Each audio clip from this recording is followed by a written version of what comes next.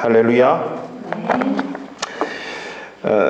하루하루가 영화에서나 나올 듯한 그런 스토리가 삶으로 연속해서 이어지고 있습니다. 현재 우리의 일상이 코로나19 신종 코로나 바이러스와 너무 이렇게 밀접하게 관련이 되어 있기 때문에 우리가 얘기하지 않을 수 없고 말하지 않을 수 없는 그런 상황들입니다. 여러분, 진정한 그런 가운데서도 거기에 속에 있지만 진정한 우리의 마음의 다스리심은 오직 말씀과 은혜와 하나님의 사랑으로 다스림 받으시기를 주님의 이름으로 축원합니다. 아멘. 사회, 경제, 문화, 교육, 육아, 예배, 모든 분야가 지금 피폐한 상황 가운데 놓여 있습니다. 우리가 참 이 부활주일 아침에 다 함께 예배하지 못하지만, 모여서 예배하지 못하지만, 그럼에도 불구하고 하나님을 향한 우리의 마음들 다 모아서 하나님 앞에 또 진정한 예배 순간들이 될 수 있기를 축원합니다.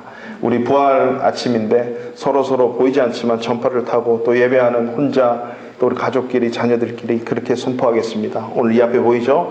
예수 부활하셨습니다. 이렇게 우리 서로 축복하고 선포하겠습니다. 예수 부활하셨습니다. 예수 부활하셨습니다. 할렐루야. 제가 영국에서 선교훈련을 받으면서 아주 오래됐죠. 영국 사람들하고만 계속 이렇게 살고, 영어도 못하는데 가슴의 언어로, 마음의 언어로 이렇게 예배하지 못하니까 참 어려운 점들이 여러 가지가 있어서 마침 부활 주일날 그 영국 런던에 있는 우리 한인들이 함께 모여서 새벽에 어느 장소에 모여서 야외 공원인데 거기서 모여서 예배를 드린다는 소식을 듣고 새벽에 일어나서 우리 저희 둘째 아들을 데리고 비가 칙칙하게 오는데 아침에 새벽에 예배하러 갔어요. 비를 맞으면서 좀 쌀쌀한 그 부활주일 아침, 한인들이 파글파글 우산을 때로 쓰고 쓰지도 않고 그곳에서 예배하는 그 예배가 이게 눈물인지 이게 빗방울인지 모를 정도로 얼마나 감동스러운 예배였는지 모릅니다. 한국말로 예배하고 싶어가지고 영원히 저희 마음에 가슴에 남아있는데요. 제 아이는 아마 모를 거예요. 기억이 안 나죠. 그래서 오늘 비록 우리가 2020년 4월 12일 부활주일 다 함께 모여 예배하지 못하는 그런 상황이 있지만 각자 인터넷 앞에서 여러 가지 상황들 앞에서 우리가 예배하는 이 순간이 오히려 더 깊은 감동이 있고 은혜가 있고 기억이 되어질 수 있는 신앙의 믿음의 추억들이 있는 예배가 꼭 되기를 주님의 이름으로 축복합니다.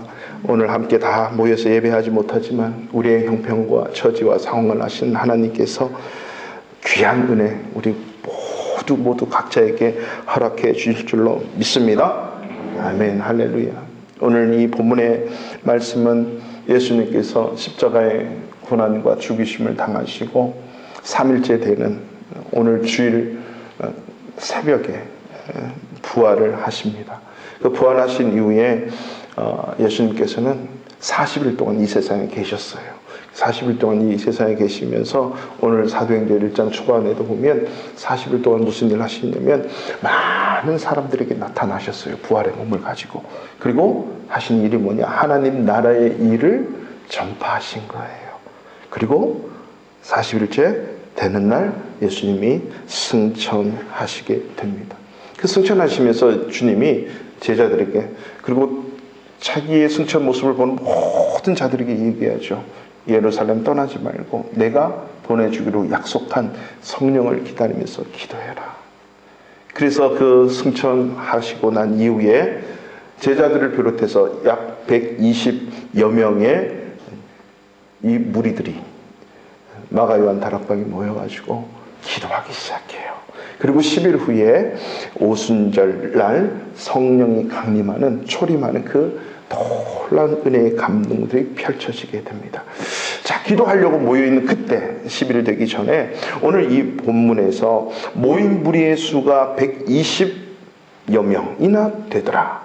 그 가운데 기도하면서 베드로가 벌떡 일어나서 얘기하는 이 장면입니다.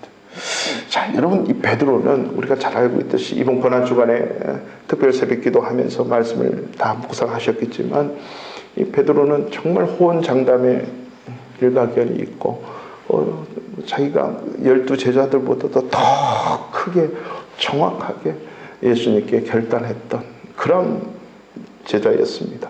그리고 예수님을 바로 옆에서 따라다니면서 수많은 기적들, 11명의 제자가 체험하지 못했던 그런 기적들을 수도 없이 체험했던 자가 이 베드로였지요. 근데 이 베드로에게 주님이 예언했던 그 말씀들이 닭이 2번 울기 전에 네가 나를 부인하고 도망간다, 그대로 이루어졌는데, 통곡하며 울며 이 베드로가 자기 한탄을 하기 시작하고, 부활하신 주님이 부활하셨다 그래도 자기 현실의 삶으로 들어가서 부활하신 주님을 잊어버리고 살 때 주님이 찾아와서, 부활하신 주님이 찾아와서 나를 사랑하냐 묻고 나를 따르라 그랬습니다.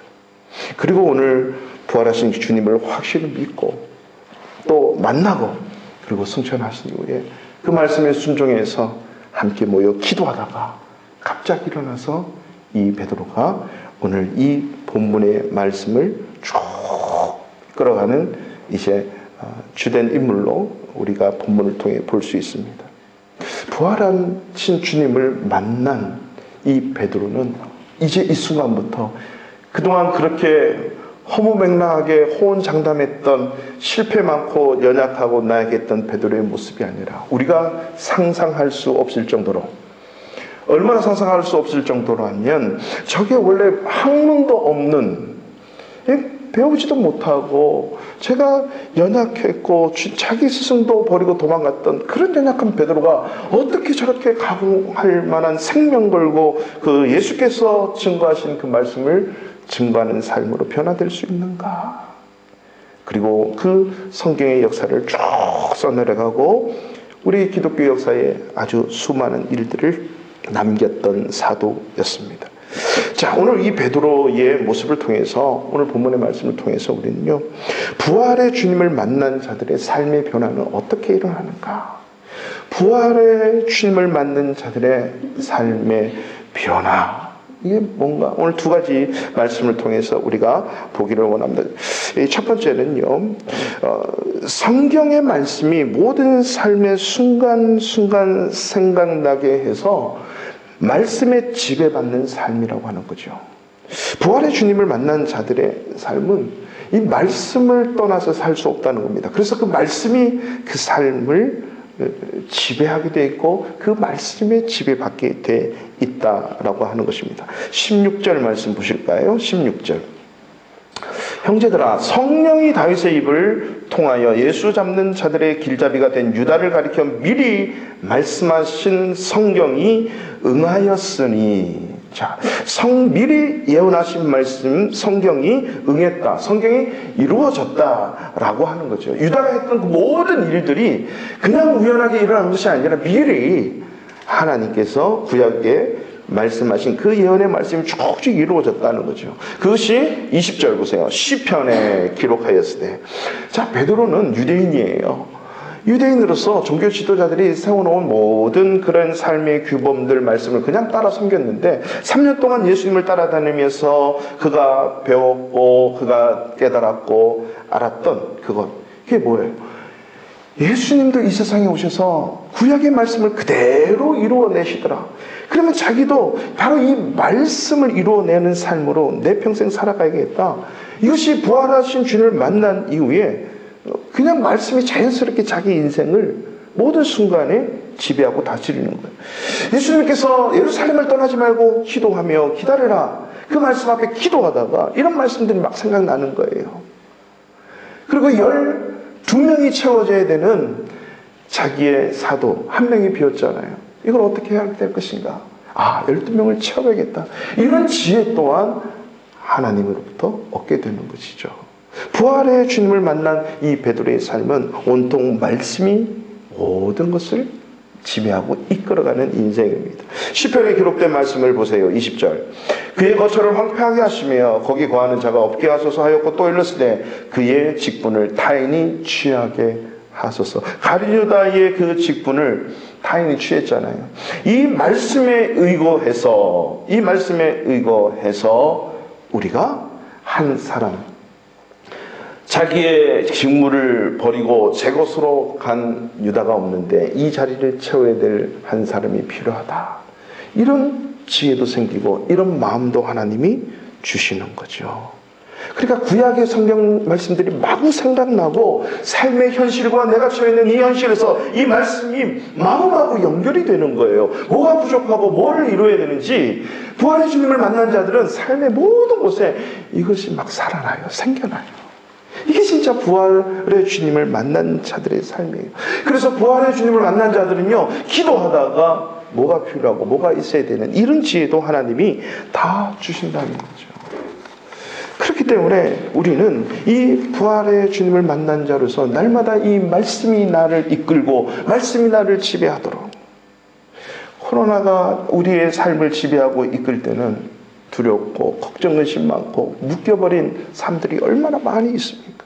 있어도 누리지 못하고 쓰지 못하고 가지 못하고 행동하지 못하는 얼마나 많은 것들이 있어요. 이걸 역으로 한번 생각해 보십시오. 말씀이 우리를 풍요롭게 하고 우리를 영원토록 자유함을 준다는 그 말씀에 이끌리고 지배받는다면 못할 것이 뭐가 있겠습니까?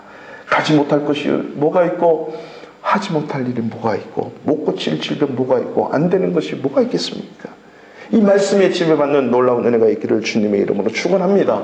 그래서 광야 생활 속에서도 하나님이 만나를 주시면서 뭐라고 깨닫게 하십니까? 사람이 떡으로만 살 것이 아니다. 떡이 필요한 것이 아닙니다. 떡이 반드시 필요하죠. 근데 그것으로만 살 것이 아니라, 이것은 세상 사람들이 거기서 끝나는 거예요. 떡이 많으면 되지, 여러 가지 종류가 많으면 되지, 풍성하게 먹으면 되지라고 끝나지만, 우리 크리스찬들은 그런 풍성함과 수많은 종류의 떡을 먹으면서도 이 떡으로만 살 것이 아니구나, 하나님의 입에서 나오는 모든 말씀으로 살아야 된다 라고 하는 것까지 생각할 수 있는 것. 여러분, 우리 먹는 만큼이나 영의 양식, 말씀을 사모해 보십시오. 결코 실패 없는 인생을 살게 될 것입니다. 그리고 말씀 앞에 오늘 우리가 알듯이 마띠아를, 제비를 뽑아 세우게 됩니다. 예수님 또한 이 땅에 오셔서 성경대로 고난당하시고 성경대로 죽으시고 성경대로 살아나셨다라고 고린도전서 15장에 말씀하시잖아요. 베드로가 그렇게 얘기하는 거예요. 내가 받은 것을 먼저 너에게 전하였노니, 고린도전서 15장 3절을 보면 이는 성경대로 그리스도께서 우리 죄를 위해서 죽으셨고 장사 지낸 바 되셨다가 성경대로 사흘 만에 다시 살아나셨느니라. 할렐루야. 예수 그리스도의 이 땅에 오신 모든 탄생부터 죽으신 부활 승천, 그 모든 일련의 모든 말씀들은요, 성경을 이루시기 위해서 이 땅에 오셨어요. 그래서 이 예수를 잉태한 마리아도 하나님의 말씀이 나에게 임하셨도다, 나에게 응하셨다, 하나님의 말씀을 이루시려고. 예수님도 이 땅에 오셔서 그랬죠. 성경에 응하시려고, 성경을 이루시려고. 그것을 계속 반복대로 말씀하세요. 내가 이 땅에 온 것은 나를 보내신 자의 뜻을 이루려 함이니, 아버지의 뜻을 이루시려고 이 땅에 오셨고 이루셨고 또한 이루어 가심을 믿습니다. 이제 부활하신 주님, 그분을 만난 저와 여러분의 모든 인생은 예수님이 그렇게도 원하셨던 한 가지, 하나님의 뜻을 이루게 하시려고 저와 여러분들을 성령으로 말미암아 구원해 주시고 예수 그리스도의 하시고자 하는 그 일들을 또한 말씀대로 이루어 가게 하심을 꼭 믿으시기를 축원합니다. 말씀에 붙들려 하나님의 그 말씀을 이루어낼 수 있고 성경대로의 삶이 여러분의 삶을 이끄셔서 하나님의 뜻을 이루는 복된 우리 교회 성도님 되시기를 축원합니다. 지난 금요 기도회 중에도 말씀을 드렸어요. 요즘 한국에 이 KBS 공영방송에서 우리 예수님을 빙자해가지고 예수님을 얼마나 객관적으로 높이는지 몰라요. 쫙 얘기를 하면서 오히려 기독교인들, 한국교회들 아주 폄하하는 발언을 마음껏 하고 있어요. 아주 위험한 방송이에요. 제가 이미 다 언급을 했고 다 알고 있기 때문에. 도울 김용옥이라고 하는 그분인데, 여러분, 우리는 크리스찬으로서 정말 사랑의 마음을 가지고 그 영혼을 바라봐야 돼요. KBS도 사랑해야죠. 도울 김용옥도 사랑해야 되고. 근데 분명한 것은 하나님 앞에 어떤가 말씀대로인가 아닌가 분별하는 영이 우리 가운데 없으면 안 돼요. 크리스찬이. 여러분, 만약에 어떤 사람이 저의 집안과 저의 족보와 제가 사랑하는 아내 이 결혼 생활 등에 대해서 막 연구를 해요. 그럴 리가 없지만 훌륭한 사람은 아닌데 연구를 한다고 해요. 그리고 제 앞에서 발표를 해요. 아름답고 이쁘고 훌륭한 자녀가 있고 막 이런 것들에 대해서는 그렇지도 않은데 뭐 이럴 수도 있고 막 이러면서 하다가 맞는 것도 있지만 대부분 안 맞아요. 왜 그렇습니까? 25년의 세월을 함께 지내지 않고 자기는 객관적인 것에만 발표를 한 거죠. 또 그분은 예수를 안 믿어요. 내가 믿는 것처럼 우리가 믿는 것처럼 믿지 않아요. 믿지 않아도 객관적인 사실은 누구나가 다 알 수 있어요. 마치 예수님이 이 땅에 오셨을 때 귀신도 그 예수를 알아보잖아요. 나사렛 예수여, 당신은 하나님의 아들입니다. 얼마나 정확한 고백이에요. 그 어떤 누구도 예수님에 대해서 그렇게 고백하지 않았는데 이 귀신만큼은 나사렛 예수여, 당신은 하나님의 아들입니다. 그렇다고 우리가 귀신을 따라갑니까? 귀신이 한 말에 대해서 아멘 아멘 합니까? 아닙니다. 성경이 말하는 것이 맞나라고 해서 성경에도 그게 맞는가? 우리는 항상 그런 말을 들을 때 성경으로 들어와야 돼요.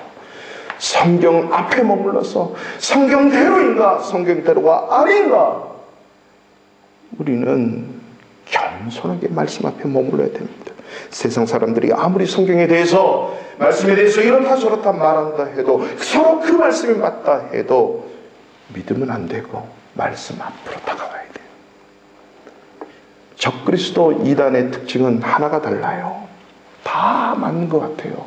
결정적으로 아닙니다. 예수님이 말씀하셨잖아요. 내 이름으로 귀신도 쫓아내고 내 이름으로 병든 자도 고치고 내 이름으로 구원도 하려고 하는 그들을 입으로 주여 주여 하는 자가 다 구원받는 게 아닙니다. 성경대로 말씀대로 말씀 앞에 머물러야 돼요. 이게 그렇지 아니에요.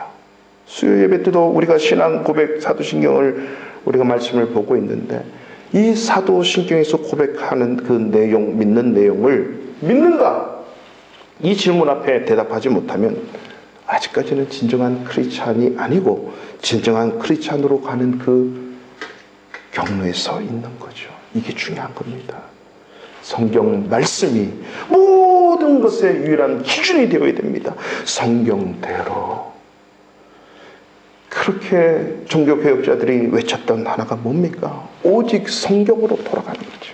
성경에서 벗어난 수많은 신앙과 모습, 교회 성도들의 삶, 이걸 개혁하자는 거잖아요. 이것은 예수님이 이 땅에 재림주로 오실 때까지 이 성경은 우리에게 영원히 삶의 기준이 되고 표대가 되고 선이 되는 것입니다. 그래서 그 어떤 것도 다 얘기가 되면 성경으로 들어와야 돼요. 그리고 목사한테 물어보고 교회 가르치는 자들에게 물어보는 거죠. 그래서 여러분, 이번 주에 4월 15일 날 우리나라에 총선이 있는데 나라 일꾼들 정말 잘 세워야 돼요. 우리 폴란드는 부재자 투표가 끝났지만 이번 한 주간 15일 날 이 소중한 한 표 우리 정말 잘 행사해야 되고요. 중요합니다. 제가 늘 말씀을 드렸잖아요. 우리 크리스찬은 무슨 정당, 당당 이게 중요한 게 아닙니다. 좌파니 우파니 보수니 진보니 이게 중요한 게 아니고 이것을 넘어서야 돼요. 우리 크리스찬은 눈에 보여지는 게 다가 아니라고 하는 거죠. 하나님과 하나님의 말씀 앞에 올바로 설 수 있어서 보평타당한 이 인류의 가치와 이 진리들을 세워 나갈 수 있는 그러한 자가 세워져야 나라가 올바로 가는 거예요.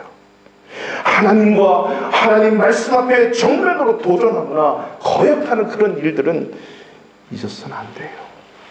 그런 말들을 하는 자들을 나라의 일꾼으로 세워서는 안 됩니다. 여러분, 차별금지법을 통해 가지고 동성애 결혼을 인정하고 헌법이나 규범을 바꾸려고 하는 시도들, 물론 차별을 하면 안 돼요. 당연한 거죠.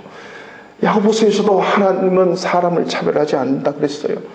사람을 차별해서 대하지 말라 그랬어요. 맞습니다. 근데 그것으로 포장해서 그 하나님의 말씀에 정면으로 도전하는 남자와 여자의 성을 헌법으로 인정하고 동성애끼리의 연애와 결혼을 법제화하려는 것은 안 됩니다.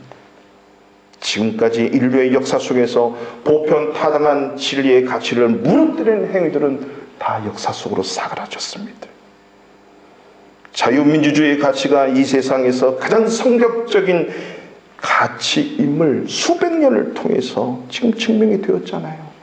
사회주의, 공산주의, 이 운운하는 이 일들, 사회주의, 공산주의 가장 꼭지점이 뭐가 있는 줄 아십니까? 종교를 인정하지 않고 그 자리에 인간이 있는 겁니다. 하나님을 부정하는 거예요. 우리가 홍콩을 보면서도 얼마나 위험한 일인가를 우리는 알고 있습니다. 그렇기 때문에 우리 크리스찬들은 그 보여지는 상황 속에서 이거냐 저거냐 좌냐 우냐가 아니라 보이지 않는 하나님께서 성경대로 무엇을 원하시는가, 성경대로 믿고 성경대로 사는 자들, 이것이 크리스찬의 삶이라는 것을 잊지 마십시오.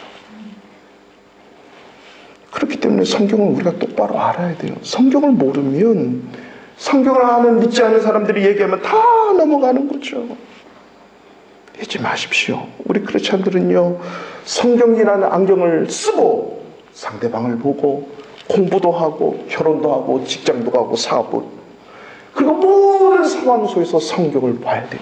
TV를 보면서도 우리는 성경을 보면서 성경을 끼고 TV를 봐야 돼요.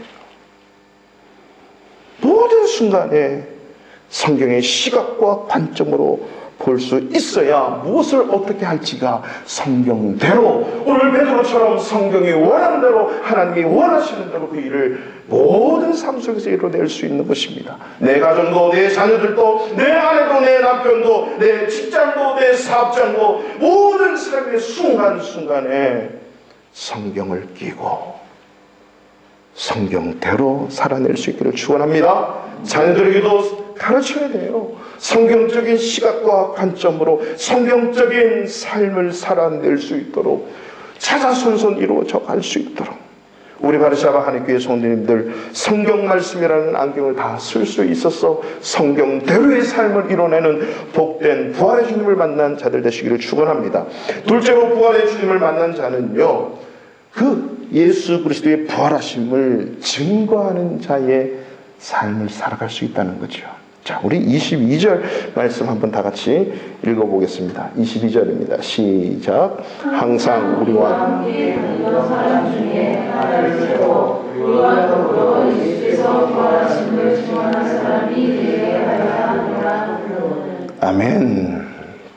항상 우리와 함께 다니던 사람은 12사도를 가르치죠. 그리고 부족한 그 가룟 유다를 대신해서 세워 우리와 더불어 예수께서 부활하심을 증언할 사람이 되게 하여야 하리라.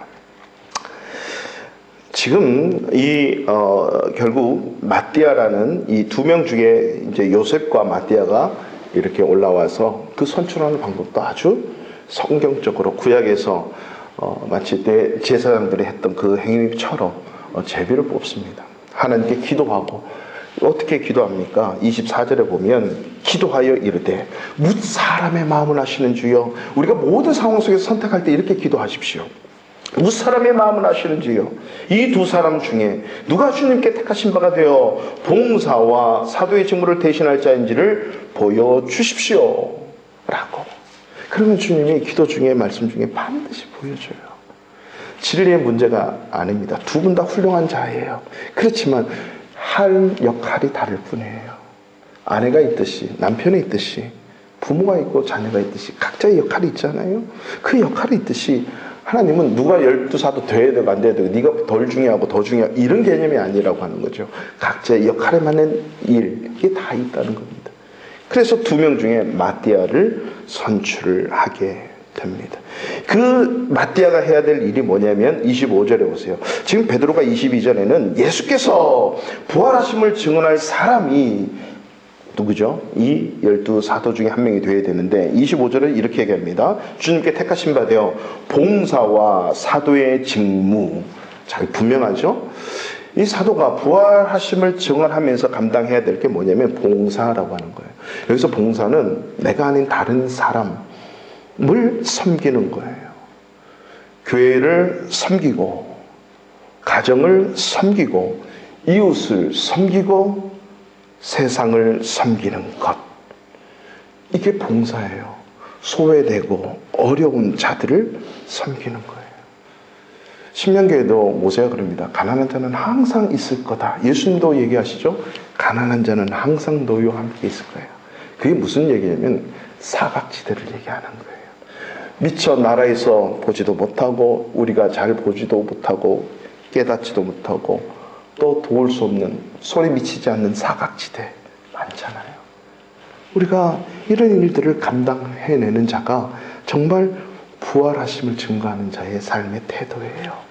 보이지 않는 사각지대, 이름 드러내고 내가 이렇게 한다 이걸 보여주는 게 아니에요. 제가 이번 달에 기도를 하면서요, 우리 선교사님들에게 선교헌금을 희한하게 제가 우리 교회 부임하면서 좀 많이 늦어졌어요. 그래서 계속 좀 당기려고 이렇게 애를 써서 첫 해는 5월 달에, 그 다음에 작년에는 4월 달에, 올해는 좀 3월 달에 보내드리고서 자꾸 좀 땡겨야겠다. 올해 항상 연말에 정산을 해야 되는데 못하고 선교사님들을 위해서 기도하면서 보내드려야겠다 이랬는데 갑자기 이런 바이러스로 인해서 막 경제 이렇게 제재가 가면서 환율이 너무 차이가 나는 거예요. 그렇게 기다리다가 우리 재정부 집사님하고 얘기를 나누면서 기도를 하는데 언제까지 기다릴 수 있을 거냐. 그래서 우리 선교사님들하고 다 얘기를 메일을 왔다 갔다 했는데 아니야 다를까 어려운 분들이 많은 거예요. 우리가 좀 손해보더라도 집사님 지금 급한 데부터 좀 보내드리면 어떻겠습니까? 그래서 2군데를 저번 주에 보내드렸는데 잘 받았다고 답신이 왔는데 어떤 선교사님이 그래요. 목사님 말씀을 못 드렸는데 월세도 밀렸고 생활비도 없었는데 너무 감사합니다. 여러분 없다고 그렇게 얘기를 못 하시잖아요. 우리 선교사님들이. 그런 보이지 않는 사각지대에 계신 분들이 너무 많이 있는 거예요. 부활을 증언하는 사람, 부활을 주님을 만난 사람은 바로 보이지 않는 곳, 주님의 마음과 눈이 있는 그곳을 볼 수 있는 자가 필요한 거예요. 교회는 세상에 이런 존재예요. 교회가 그 일을 해야 돼요. 지금 세계 곳곳에요. 필리핀을 비롯해서 동남아시아, 인도를 비롯해서 서남아시아 곳곳에는요. 이 바이러스 때문에 완전히 통제가 돼가지고 먹을 것이 없어서 죽어가는 사람이 얼마나 많은지 정말 비참한 곳이 많이 있어요. 저는 목사로서 그래요. 우리 성도님들 여러분 각자 다 어려움이 있지만 조금이라도 우리 십시일반 모아서 보이지 않는 그 사각지대에 어렵고 소외된 선교사님들 그들을 통해서 도와야 될 굶어 죽어가는 현지인들을 가난한 날에 보내기를 원해요. 여러분 헌금을 좀 보내주세요. 주님의 마음과 사랑을 담아서 돈 10,000원이면 몇 날 며칠 먹을 수 있는 곳이 너무 많이 있어요. 이 땅에는. 그들도 인간입니다. 지금 어려운 현실을 맞이해서 그런 곳이 너무 많이 있어요. 그런 감동이 있는 분들은 우리 함께 마음을 모았으면 좋겠어요. 헌금을 못 드리면 여러분 모아서 가져오실 뿐만 아니라 지금 당장 필요하니까 계좌이체도 해주십시오. 주님을 섬기는 마음으로, 하나님을 사랑하는 마음으로, 이웃을 섬기고 세상을 섬기는 마음으로 동참해 주시면 이 봉사의 직무를 감당하는 부활을 주님을 만난 자로의 삶을 살아가게 될 것이에요. 가룟 유다가 버리고 도망갔던, 제 곳으로 갔던 그 일, 두 번째는 사도의 직무잖아요. 사도는 무엇을 해야 되는지 본질을 얘기해 주는 것입니다. 봉사에 여기에 머물러 있는 것이 아니라 그것과 함께 반드시 감당해야 되는 것, 부활하심, 예수님께서 부활하셨음을 증언해야 되는 그 사람, 이것이 바로 이 마띠아가 해야 될 일입니다.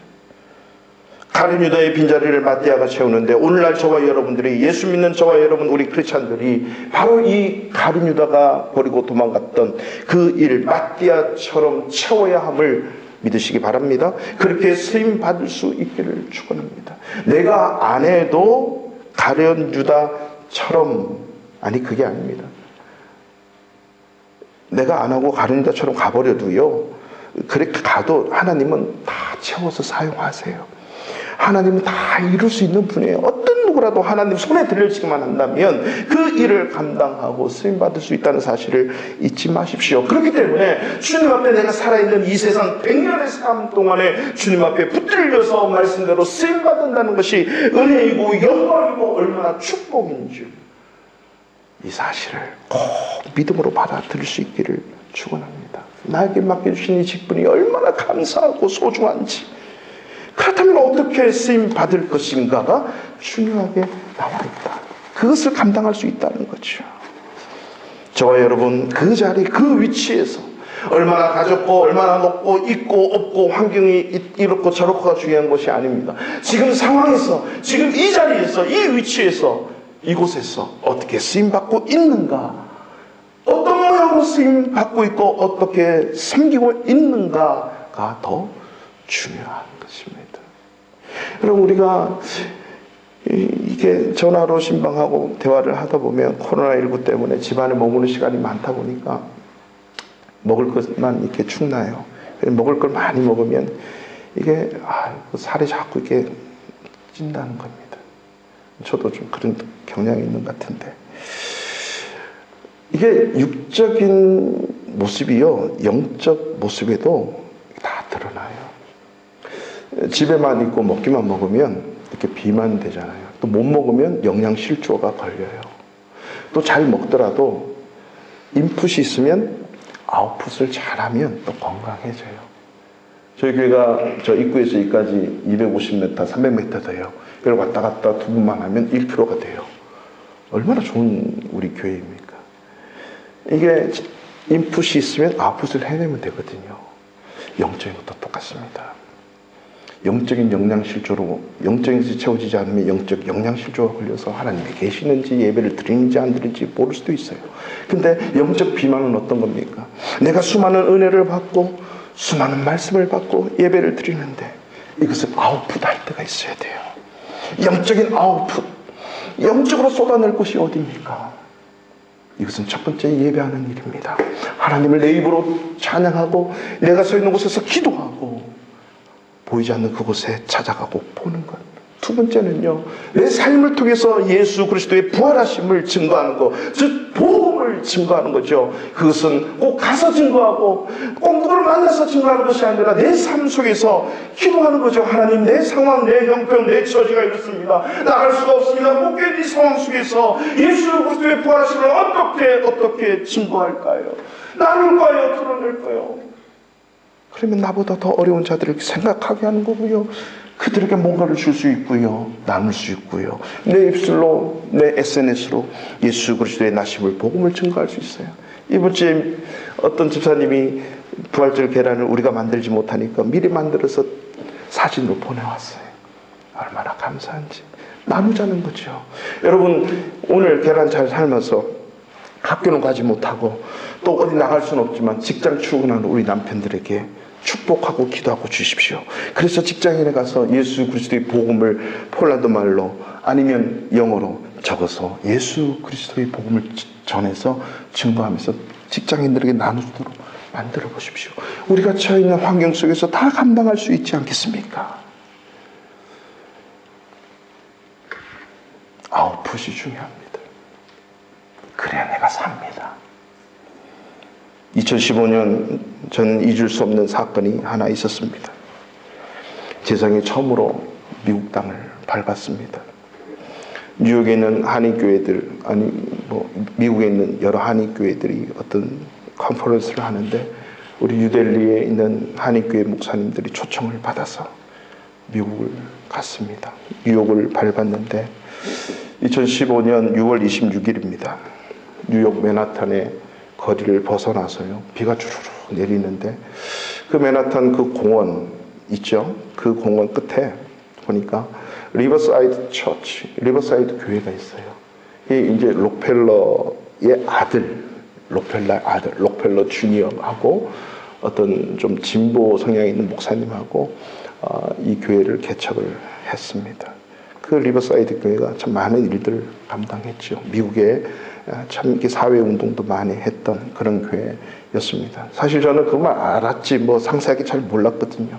그래서 그 교회에 들어가가지고 다른 목사님들하고 그냥 비를 피하기 위해서 그 역사관에 본당을 가고 역사관에 가고 서점을 둘러봤는데 가는 곳곳마다 이 무지개의 어떤 그 저기 아티클 뭐 만들어 놓고 책도 그렇고 뭐 깃발도 꽂아 놓고 그래서 저는 사실 잘 몰라서 이게 노아 방주의 어떤 상징을 하는 것인가라고 생각하는 그 사이에 난리가 난 거예요. 막 폭죽이 터지고 비 오는 중에도 환호성이 일어나고 막 그러는 거예요. 알고 봤더니 우리를 인도하신 그 집사님이 차를 이제 주차를 하고 들어와서 목사님들 오늘 무슨 날인 줄 아십니까? 뭐예요? 미국 연방 대법원에서 동성애 결혼을 합법적으로 찬성하냐 반대하느냐 이 결정하는 날입니다. 합법화시키는 거예요. 그 당시에 미국 52개 1개주입니까? 에서 36개인가 7개인가 지금 주에서는 동성애 결혼을 합법화했는데 지금 대법원에서 오늘 이 판결을 내는 날이라고 하는 거예요. 근데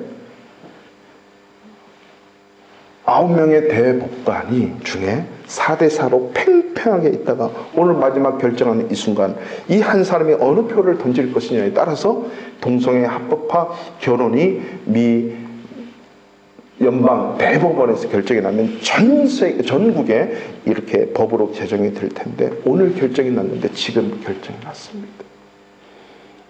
저희가 무지개가 뭔가 하고 이러는 사이에 그것이 결정이 나가지고요. 봤더니 UN 본부 그 큰 빌딩 전체가 깃발이 무지개 깃발이 오고 미 연방 대법원의 그 네온 사인이 깃발이 어마어마하게 무지개 색깔로 뉴욕 맨하탄 전체가 축제 분위기였어요. 비가 오는 중에서도.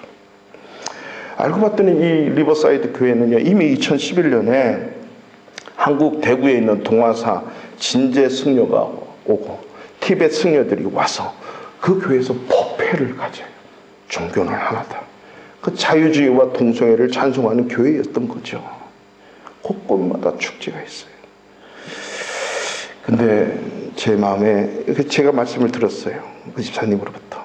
그 마지막 한 사람 한 표를 던진 사람이 누구냐? 대법관이 앤서니 케너디라고 하는 사람이에요. 그 사람이 레이건 대통령 때 대법관에 임명이 돼서 정말 미국의 이 균형, 진보와 보수의 이 균형을 잡았던 자로 그렇게 자리매김을 하고 있었던 대법관이었대요. 그 직위와 위치와 영향력을 그동안 잘 발휘해 오다가 이 결정적인 이 순간에 청교도 정신으로 세워진 이 미국 땅, 하나님의 성경 위에 손을 얹고 선서했던 그 선서는 무색하게 하나님의 말씀을 정면으로 반대하는 법을 통과시키는데 결정적인 역할을 한 사람이 바로 이 앤서니 케네디 대법관이라고 하는 거죠. 4대4 마지막 이 대세가 이제 어떻게 기울어질지 모르는 이 순간에 이 대법관이 이 대세가 어떻게 움직이고 지금 정권이 집권당이 어떤가에 따라서 마지막 한 표를 던진 것이 하나님의 법에 정면 도전하는 법으로 그가 만들어냈다는 겁니다. 결국 국민들의 소리, 집권당의 소리라고 하는 그것에 표를 던졌는데 왜 그때 저는 빌라도 총독이 생각났을까요? 유대 백성들 그 모든 민족 그 구성원 유대인들에게 만족을 주고자 해서 바라바를 놓아주고 예수를 십자가에 못 박도록 놓아준 넘겨준 그 일. 여러분 우리가 그때 맨하탄에는요 이 교회들이 한인교회들이 나와서 반대 운동을 하고 있었어요. 그것이 법으로 법제화되지 않도록. 동시에 민수기에 나타난 12명의 정탐꾼 얘기를 우리가 또 생각하지 않을 수 없잖아요. 10명의 그 정탐꾼과 2명의 정탐꾼의 대결. 민심은 10명이었어요. 메뚜기와 같은 존재들이라고 스스로 보기에도 메뚜기와 같다라고 했던 그 10명과 함께 이스라엘 민족은 40년 동안 그 광야길을 걸어야 됐어요.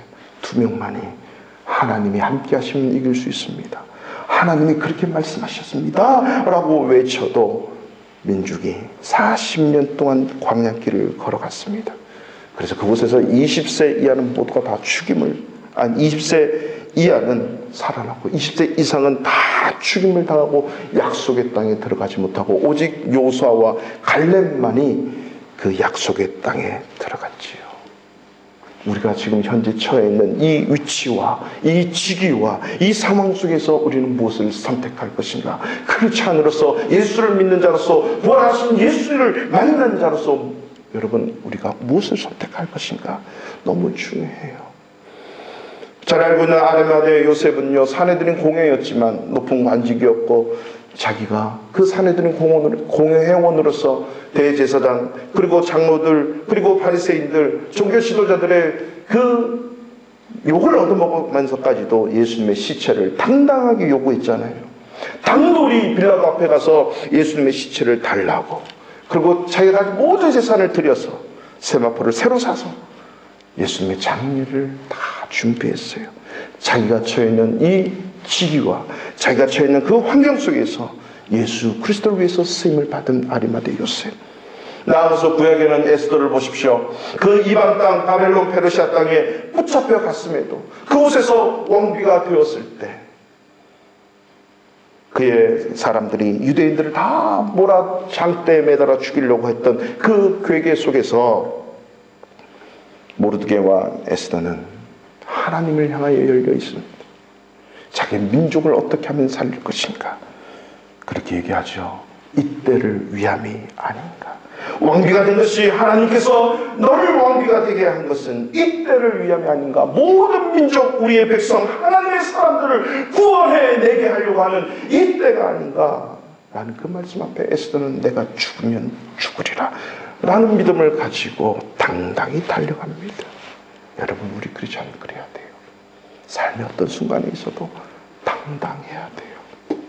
현재 이 위치에서 이 상황 속에서 내가 처해 있는 환경 속에서 나를 구원하시고 나에게 생명을 주신 예수 그리스도 부활하신 그 예수님을 어떻게 찬양하고 드러내고 증거할 수 있을 것인가?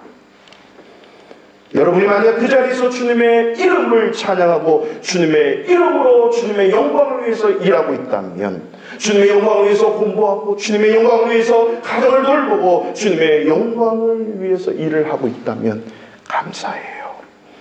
그리고 삶의 그 자리에서 주님의 부활, 예수 그리스도의 복음을 증거하고 있다면 요사와 갈렙 같은 존재입니다. 이미 저와 여러분은 본문의 마띠아처럼 가룟 유다 대신 선출된 한 사람의 사도적인 역할, 사도적인 삶을 살아가는 자들임을 잊지 마십시오. 그리고 요즘같이 이런 코로나19로 인해서 전 세계가 공포와 고통과 어려움 속에 처해 있을 때 우리가 해야 될 한 가지가 있어요. 그냥 빨리 없어지게 해주세요, 코로나 끝나게 해주세요, 이렇게 기도하는 것을 넘어서서 하나님 이 상황 속에서도 제가 이렇게 살겠습니다, 이런 결단과 고백을 아끼지 말아야 돼요. 회개하면서 결단하고 소원하면서 하나님 제가 이렇게 살겠습니다라고 많이 결단하고 소원해 보십시오. 주님 용서해 주십시오. 제가 똑바로 살겠습니다. 우리의 자녀들, 우리의 가정, 우리의 직장, 삶의 터전, 회사를 살려주십시오. 말씀대로 살겠습니다. 말씀대로 찬양하고 말씀대로 부활하신 예수님을 증거하고 증언하며 살겠습니다라고 다짐하고 고백해 보십시오. 그 고백과 함께 하나님이 도우시고 하나님의 기적 같은 역사가 일어나서 하나님 영광 받으시는 삶이 저와 여러분을 통해서 일어날 줄을 믿습니다.